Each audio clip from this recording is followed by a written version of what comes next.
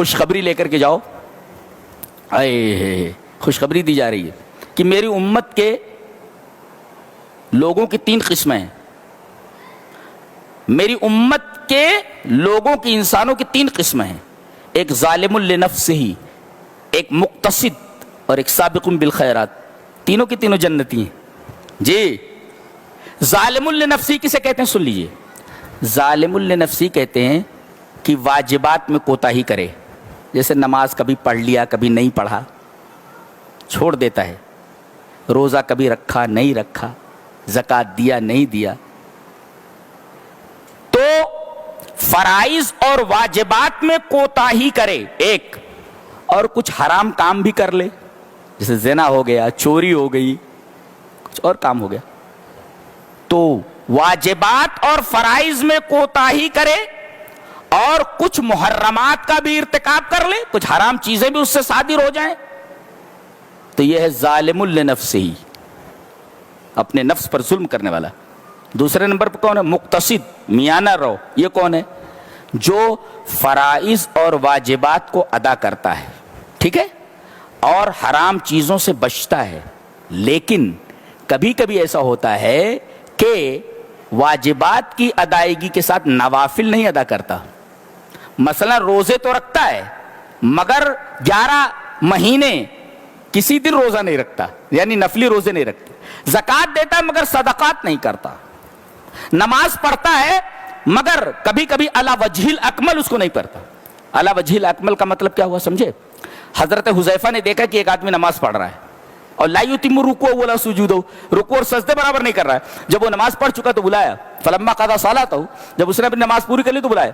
تو حضرت حذیفہ نے کہا کیا کر رہے تھے؟ بولے نماز پڑھ رہا تھا. بولے ما صلیت، تو نے نماز نہیں پڑھی.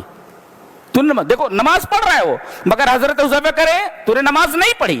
اس کا مطلب ہے کہ نماز تو پڑھ رہا ہے مگر علی الوجہ الاکمل نہیں پڑھ رہا ہے. تو ظالم لنفسی کا مطلب کیا ہوا؟ ظالم لنفسی کا مطلب ہوا کہ فرائض اور واجبات میں کوتاہی کرے. کبھی نماز چھوڑ دے، کبھی روزہ چھوڑ دے، کبھی کچھ، کبھی کبھی حرام چیزوں کا ارتکاب کر لے. یہ ظالم لنفسی.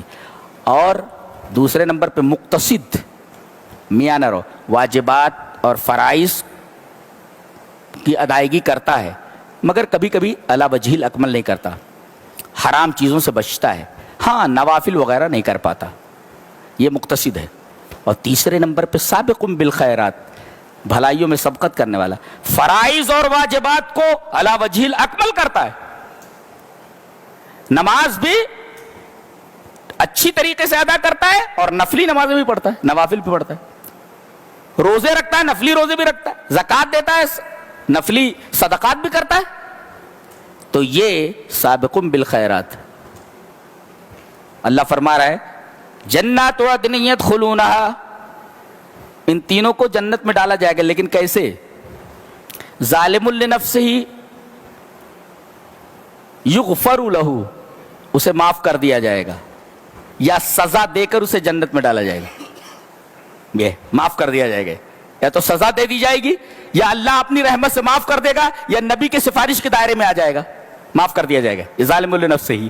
اور دوسرے نمبر پہ مقتصد ہے، اس سے آسان حساب لے کر چھوڑ دیا جائے گا خلل سے. ٹھیک ہے، نکل لے، نکل جنت میں چلا جا. فرائض کی ادائیگی کر لی ہے نا، ٹھیک ہے، کمیاں تھیں، آسان حساب ہے. یحاسب حسابا یسیرا، یہ دوسرا جو ہے مقتصد. اور تیسرے سے کہا جائے گا کون؟ سابق بالخیرات، یدخلون بغیر حساب، جنت میں بلا حساب داخلہ. یہ 3 قسمیں ہیں، تینوں جنت میں جانے والے ہیں. لہذا یہ آخری قسم اگر نہ بن سکے تو کم سے کم بیچ والے تو بنے مقتصد، کہ ہلکا سا سوال کیا جائے، حساب لیا جائے اور آپ کو چھوڑ دیا جائے. وہ پہلے والے ذرا خطرے میں ہیں، کبھی کٹائی ہونے کے بعد اندر جاؤ، کوٹے کتنے جائیں گے یہ پتہ نہیں نا. یہ تو مسئلہ ہے. جنت میں جانا مگر کٹائی کے بعد جانا ہے.